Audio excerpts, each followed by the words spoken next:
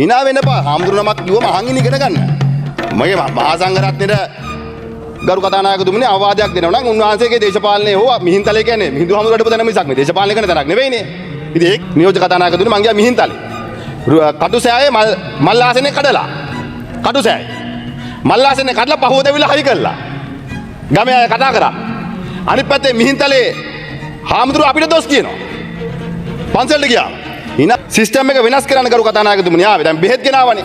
දැන් පහුගිය ආණ්ඩුවේ බෙහෙත් ගෙනල්ලා ජීවිතයක් නැති වුණාම වැඩිකරු ඇමතිවරයා.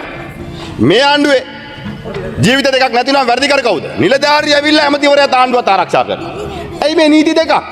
පහුගිය ආණ්ඩුවට එක විදියක් මේ ආණ්ඩුවට තව විදියක්. වැරදි නම් වැරදි. යෝජක කතානායකතුමනි. දැන් මේ පාසල් අධ්‍යාපනය සම්බන්ධයෙන්. දැන් 6 වසරේ ඉංග්‍රීසි පොත ගැන ප්‍රශ්නයක් ආවා. ඒ වෙබ්සයිට් එක කොහොමද එතනට ගියේ නැද්ද කියන එක ඒ කට්ටියම තමයි දන්නේ. අපි දන්නේ නැහනේ. මොකද අන්තිමට අර තිරිකුණාමලේ බුදු පිළිම වහන්සේ වඩම්මලා ගිහිල්ලා පොලිසිය තිබ්බා වගේ දැන් ප්‍රින්ටින් මැෂින් එක ගෙනියන්න බෑ පොලිසියට. අයි මැෂින් එක ආරක්ෂා කරගන්න මොකද අන්තිමට වැඩිකාරය වෙන්නේ ප්‍රින්ටින් මැෂින් එක. දැන් කොහොම හරි වැඩේ ප්‍රින්ට් වුණා. දැන් ඒ ලින්ක් එක QR එක ස්කෑන් කරාම යන ලින්ක් එකේ වගකීම ඇමතිවරයා සහ ආණ්ඩුව බාර ගන්නවද? අඩුගීමට ඒකෙත් මොකද කරේ? නිලධාරීන්ට ඉල්ලාස් වෙන කියලා තාවකාලික. දැන් අග්‍රාමාත්‍යවරයා විශේෂ බාර අමාත්‍යවරිය 8 දෙනෙක් පත් කරන්නේ අධ්‍යාපන ප්‍රතිසංසන කමිටුවේ එතුමිය. දැන් එතුමිය පත් කරපු 8 දෙනෙක් තමයි මේක හදන්නේ. මුලදී කිව්වා ඔබතුමුන්නාසලාගේ මොකද්ද පක්ෂය හා සම්බන්ධ ලොකු අධ්‍යාපන කමිටුවක් තියෙනවා. මේ කමිටුවෙන් තමයි සියලුම කටයුතු කරන්නේ. ඒ කටයුතු කළා දැන් හොඳ අධ්‍යාපන ප්‍රතිපත්තියක් ගේනවා කියලා. අධ්‍යාපනය වෙනස් වෙන්න ඕනේ. ලෝක රැකියාව වෙනද පොඩ්ඩ හරියන විදියට. නූත් මේක පටන් ගත්තේ කොහෙන්ද? ඔබතුමාගේ පාර්ලිමේන්තුවේ.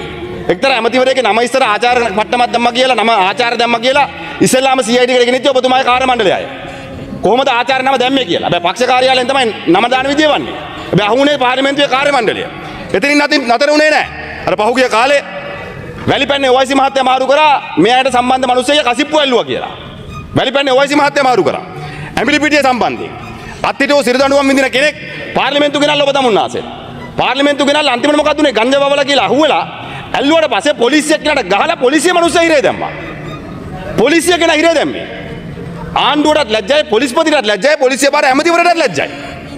පොලිසියේ ගෞරවය ආරක්ෂා කරගන්න, රාජ්‍ය නිලධාරියේ ගෞරවය ආරක්ෂා කරගන්න බැරි නම් කරු නියෝජ්‍ය කතානායකතුමනි, ඉතින් එහාට ආණ්ඩුවක් ගෙනියන්න බෑ. ඒක තේරුම් ගන්න. ආණ්ඩුවේ ඉන්න මැති ඇමතිවරුන්ගේ 159 සභාපතිවරුන්ගේ තියෙන මානසිකත්වය වෙන ක්‍රමයකින් සංසිඳව ගන්න. මේ ඔබ තමුන්නාසලා මේ රටේ රාජ්‍ය සේවයක සෙල්ලම් කරන්න ලෑස්ති වෙන්න එපා. මීදිගම කුඩු ඇල්ලුවා කියලා මෙයාට සම්බන්ධ කෙනෙක් තර්ජනය කරලා කතා කළා. මීදිගම සිද්ධිය. කන්ටේනර් 323 වරායෙන් පැන්නුවා. අන්තිමට චෝදනාව ලැබුණේ කස්ටම් එකට. කුඩු තියෙන කන්ටේනර් දෙකක් නාකොඩි එකෙන් චෙක් කරා. කස්ටම් එකෙන් චෙක් කරලා එළියට දැම්මා. අන්තිමට මොකද උනේ? දැන් තාම අහනවා කන්ටේනර් පැන්නුවේ කවුද කියලා කියන්න කෙනෙක් නැහැ. ඒක තාම හොයනවලු. ඇමතිවරයාගේ ආචාර පට්ටමක් දැම්මට පස්සේ පාර්ලිමේන්තුවේ කාර්ය මණ්ඩලය ගිහිල්ලා ප්‍රශ්න කරන්න පුළුවන්. මාධ්‍ය ආයතනයක් නිවුස් එකක් දැම්ම මේ නිවුස් එක ආණ්ඩුවට ගැලපෙන්නේ නැත්තම් ආණ්ඩුවට ඒක දිරවන්නේ නැත්තම් ආණ්ඩුවට ඒකට හිත රිදුනොත් ජනාධිපතිවරයාගේ මාධ්‍ය ආයතන විරුද්ධව පරීක්ෂණයක් කරන්න පුළුවන්. දැන් පහුගිය කාලේ හිරු මාධ්‍ය ආයතන විරුද්ධව පරීක්ෂණයක් ඔබ තමුන්නාසලා TRC එකට පැමිණිලක් කරා. පොලිස් මාධ්‍ය ප්‍රකාශක පාවිච්චි කළ එක ලංකාවට කිව්වේ ලැජ්ජයි. පොලිසිය මාධ්‍ය ප්‍රකාශක ඉන්නේ මේ ආණ්ඩුවට කඩ යන්න නෙවෙයි. පොලිස්පතිවරයා ඉන්නේ ආණ්ඩුවට කඩ යන්නත් නෙවෙයි. පොලිසිය පාර ඇමතිවරයා ඉන්නේ ආණ්ඩුවට කඩ යන්න නෙවෙයි. හරියට නීතිය ක්‍රියාත්මක කරන්න. හැබැයි මොකද කරේ? එහෙම දෙයක් කරේ නැහැ. අවසානයේ මාධ්‍ය ආයතන විරුද්ධව පරීක්ෂණයක් කරන්න ගියා. ගංජා වැව්වේ තව කෙනෙක්. ඇල්ලුවේ මිනිස්සයා හිරේ. ගංජා ඇල්ලුවට වෙනදා චෝදනාව වෙන්නේ ඇල්ලුවේ නැත්තම් චෝදනාව වෙන්නේ අනිත් පැත්තෙන් අර අපේ හිටපු කතානායකතුමාට වෙච්ච චෝදනාවේදී නීතිය ක්‍රියාත්මක කරේ නැහැ කියලා මිනිස්සයා මාරු කරා.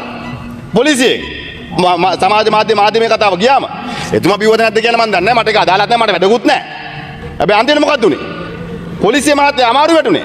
OIC මහත්තයා. ඉතින් ඔබ තමුන්නාසෙලා මේ රටේ සිස්ටම් එක වෙනස් කරන්න නෑ ආවේ.